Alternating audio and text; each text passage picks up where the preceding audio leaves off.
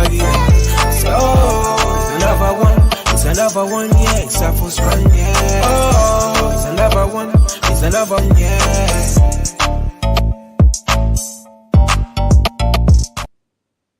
Hello and welcome to Green Diamond Boxing, hosted by iBoxingHub.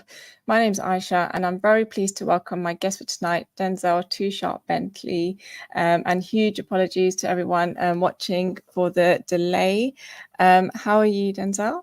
I'm all good, thanks. And yourself? I apologize as well for the timing, people. Sorry. No, that's cool. Thank you so much for joining. Obviously, I know you're really busy. You've been traveling today as well, so a lot going on for you. Also want to say a quick shout out to Lights Out Boxing, who messaged you for me to get you onto the show. And I'm sure when you accepted the invite, you may have expected a couple of guys on the iBoxingHub show, namely Chris BNG and yours truly, Trey.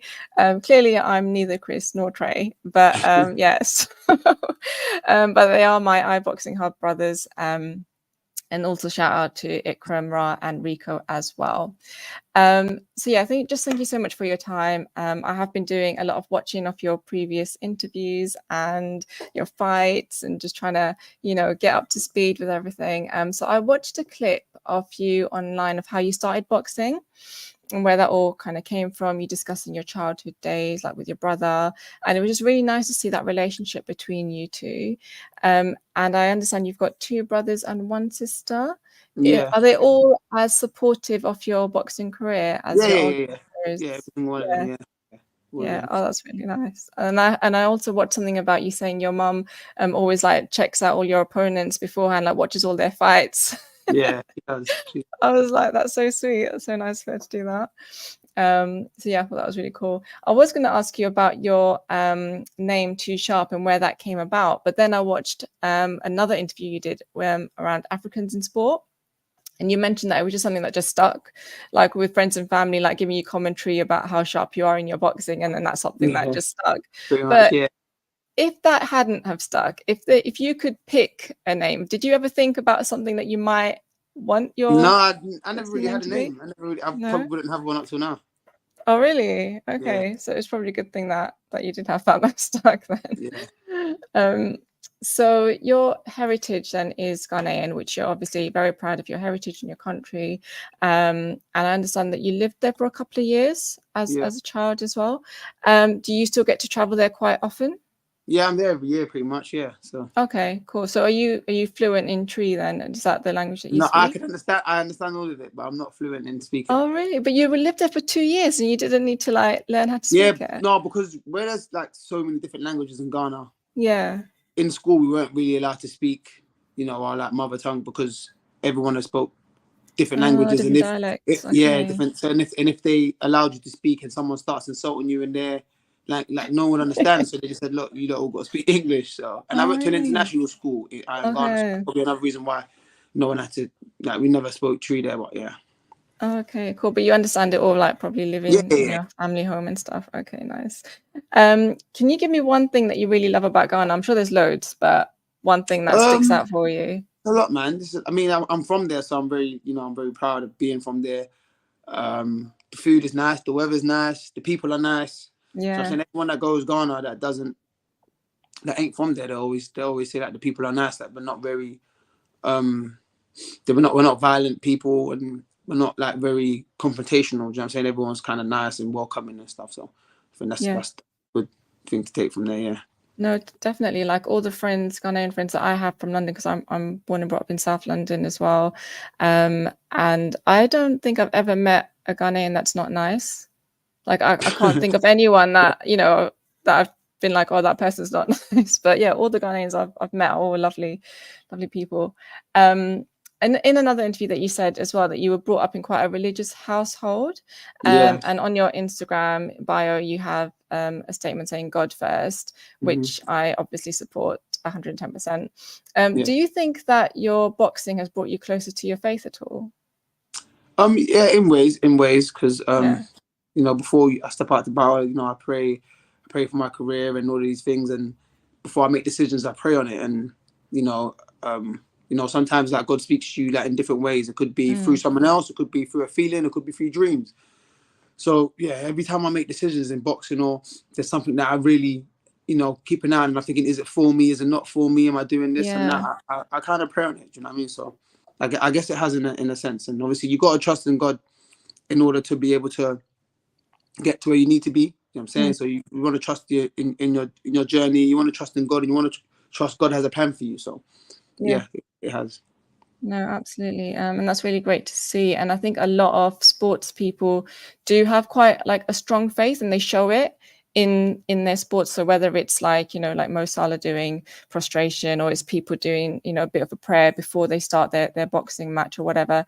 And I really like that. I think it's really nice to see that, and people always like acknowledging that everything that you have and where you are is all from God. Yeah. So always to be grateful of that is really nice to see.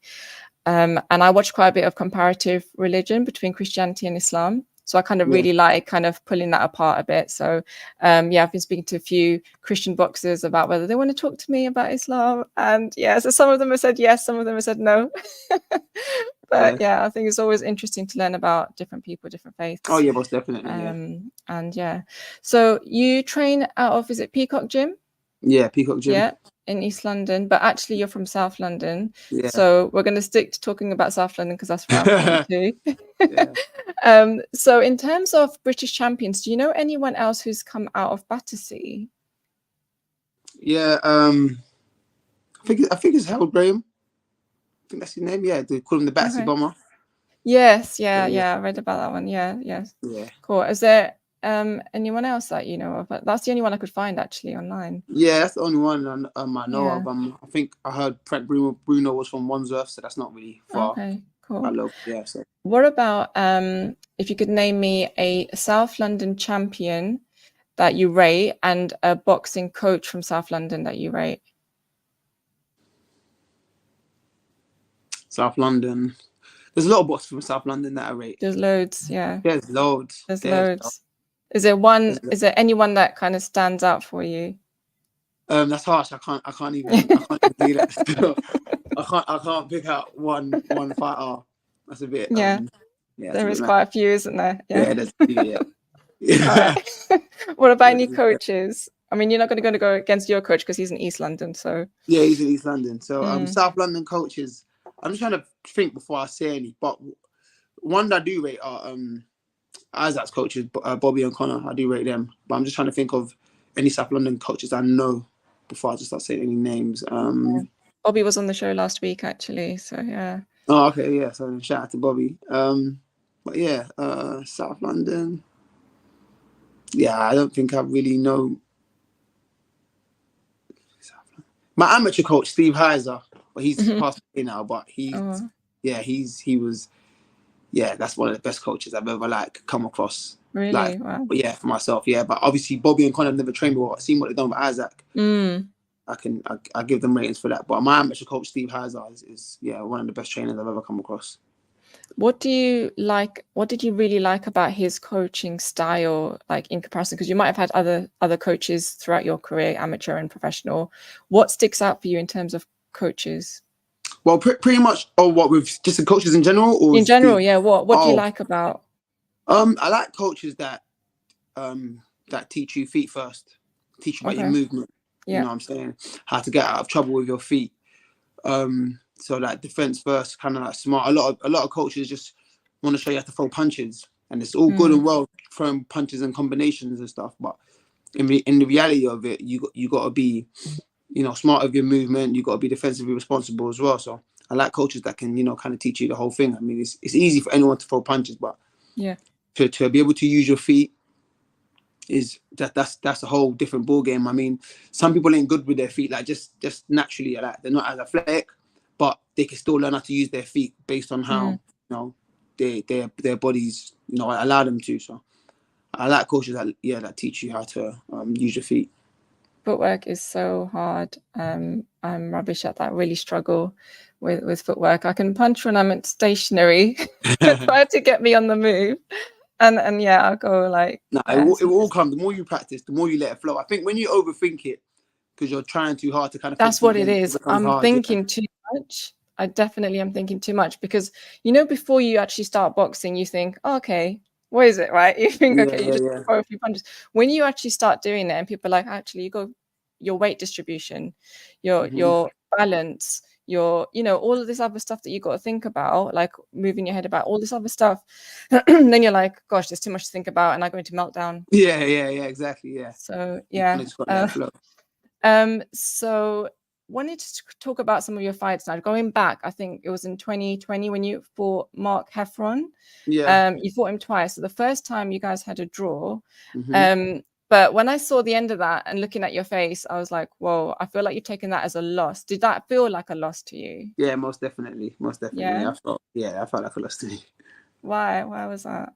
Because I felt like I won that fight. I didn't, like, if I'd like honestly lost, then I'd have been like, all right, cool, I lost. But I just felt like I'd been hard done by a little bit, if that makes sense. So kind of like, nah, you lot took that from me, man. That was my win, man. Like, I didn't deserve a draw. I deserve to win. So. No, absolutely. And then the second time, his eye closed up, obviously, through the punches. You won that fight. What did you do in between those two, like, to make it from the draw that you had the first time to the win that you had on the second time? Well, I had better preparation. I had longer time to get ready. Had right sparring. I think for the first fight, I hardly had any sparring for it, if I'm being honest. So for the second one, I had the right sparring for it, and I kind of knew what he possessed now at that point. I've been in with him. I felt his power. I kind of got a gauge of what he does. So it was easier to kind of, you know, calculate and break him down. Yeah. No, I watched that fight a bit like this, because his eye was kind of like, it was making my eyes water just seeing his eye. And then some of the other fights as well that you had, I was like, oh my God, I couldn't watch it because the other guy was just so full of blood. So I was like, yeah, it was a bit difficult. Also, when you had your fight against Janibek, you said that didn't really feel like a loss. And I feel like I understand why that was, but could you tell me in your own words, like why that you felt? At first it did, but then when I saw the reception and from people and stuff, it was like, you know, maybe this wasn't as bad as I feel like it was. So like everyone was kind of respecting what I went out there and done, and it kind of gave me more credit and more respect from the boxing world. So I was like, you know what, I could take a win out of that loss, but then it's a loss, yeah. Yeah, no, absolutely. But it was a world title fight. You know, you did the 12 rounds. He didn't stop you. Like, there's so much good that you can take away from that as well, isn't there? So, like, from all of your fights, which one would you say is your best performance to date? Best performance to date. Well, my last one that lasted about 45 seconds. So yeah, I think I could. Yeah, within the first round. Yeah, that was wow. Okay, and this one might be a different answer, but which fight taught you the most? The Janibek fight, definitely. Okay. Yeah. And so obviously now you're in fight week. You're fighting this Saturday. You're facing Nathan Hitman Heaney. So without actually giving away your game plan, obviously, are you doing anything differently in terms of training for this fight? No, not really. I mean, I don't think there's a need to do anything differently. I think every fight I prepare for very well. Yeah. So there isn't much I need to do differently, rather than, you know, think of a couple different shots that might work on him. In terms of training and preparation, that stays the same, because that's always on point. But it's just, you know, what kind of shots and how I'm going to box that night that may tweak a little bit. Yeah. Okay. Cool. Are you looking forward to it? Yeah, most definitely, man. I'm looking forward to it. Yeah. You seem quite calm, quite chilled. Like a lot of other fighters might have said to me, "No, Aisha, I'm not doing any interviews on fight week because, you know, you need to focus and stuff." How do you maintain your calm when you've got like a fight coming up, but you're still like all right to do interviews, and, you know, you're traveling, and how do you maintain that? There's no real pressure. Do you know what I mean? I'm doing something I enjoy doing. There's no real pressure. There's no real, like, I don't know, some people might feel tense or some sort of pressure as to why they feel like they need to focus. I mean, there's no harm in taking your mind off, you know, boxing for a little while. You know what I mean? You can't box 24/7, so why not do an interview, or why not chill out? Or if I wasn't doing this, I'd just be watching telly anyway. So it's like not really a big deal. So I mean, you're not saying anything that's annoying me or anything. So it's okay, well, that's good. Yeah, it's You all know, good. like I do watch some of the interviews, and I think, do you guys ever get annoyed with people interviewing you because sometimes people ask like the same kind of questions? Yeah, Um, and definitely. I'm like, well, surely you've watched his previous interviews. Like, why are you asking this? So that's why literally I sat down and just watched like as many things Yeah. online as I can of all your interviews, because I would think that that's like a annoying thing to just be asked the same things again and again. Yeah, it's hard to keep answering the same thing. You just feel repetitive. I mean, like, I've been asked how did I get into boxing since the beginning of my career. I've been a pro 6 years. Imagine answering that question every time for 6 years. I mean, it's Yeah. you like people have seen it and they've heard the story, but they just want it for their channel, Yeah. which I understand, but it can get annoying for certain fighters. But the way you done it was quite nice. Like Uh, you managed to get it on the channel, but I've already heard it. But this is the Yeah. story. That's exciting. Like, what do you know what I mean? It's Yeah. different. And then and that way I feel like, okay, now you've asked the same question but differently, or do you know what I mean? Or you've taken time out to have a look at me and Yeah. think about what you want to, how you want to present these questions. So it's like, okay, yeah, I can enjoy this conversation. Whereas some people just ask you the same questions as everyone else, and it's like, without being rude, I can't wait to get off this interview kind of thing. Yeah. Yeah, no, absolutely. Like I'm obviously new to all of this, but I'm trying to do it in a slightly different way because I've seen so many channels and so many interviews, and I'm just like, sometimes I was sitting in a press conference for like Dan Aziz and Joshua Bartzi, and the guy goes to Dan, so do you think you can win? And I'm like, what do you want him to say to that? Do you Do want you him know to what I say, mean? no, I'm gonna lose? Yeah, That's why I'm doing this fight, exactly. because I just want to lose. Like there's Yeah. some questions that come out and I'm like, what? Why are you asking that question? It's yeah, I think some people just don't know what to say, or I don't know, man. Yeah, Yeah. no, exactly. So Bukayo Saka's asking you, what are your top 5 middleweights in the country?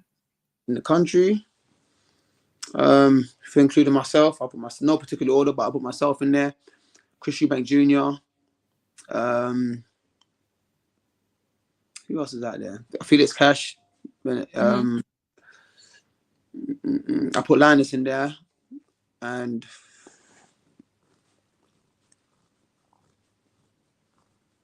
probably Hamza. I can't really think of Yeah. anyone right now. I don't. Liam Smith isn't really a middleweight, so I can't really include him in that. But if Hmm. he, then yeah, I'll put Liam Smith.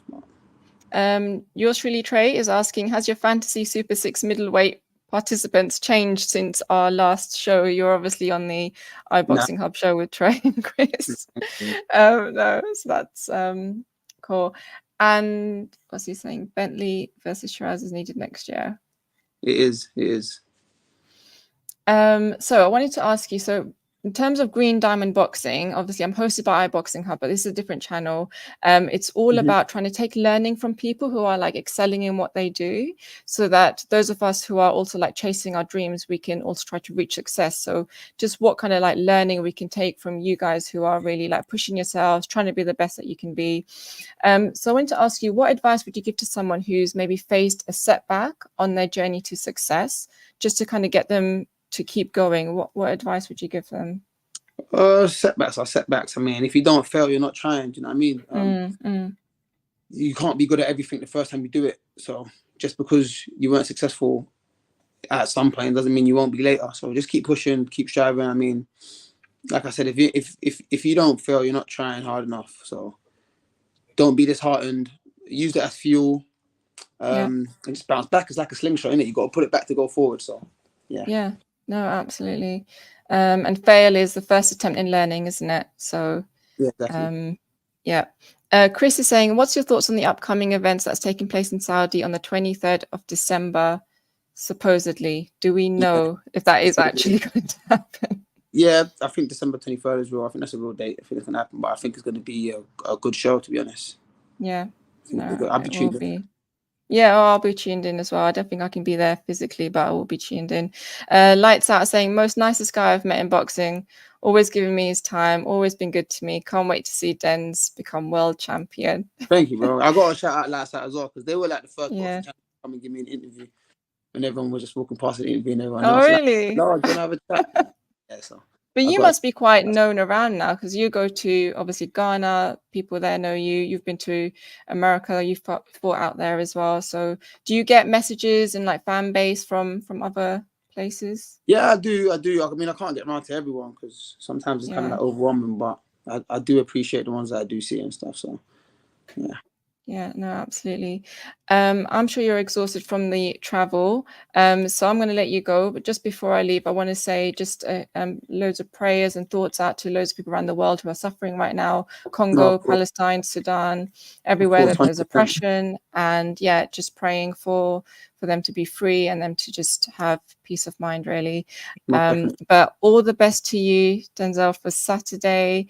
I'm sure you're going to smash it. I'll be watching for sure. We'll have some of our iBoxingHub brothers out there anyway, actually there. So yeah, it's been really lovely talking to you and catching up with you. And I hope that I will either bump into you in Brixton Gym at some point or at one of the fight places. And yeah, it'll be nice to see you in person again. Yeah, no, definitely. And maybe after this fight, we can catch up again and do a longer interview. I'll be on time this time, but yeah.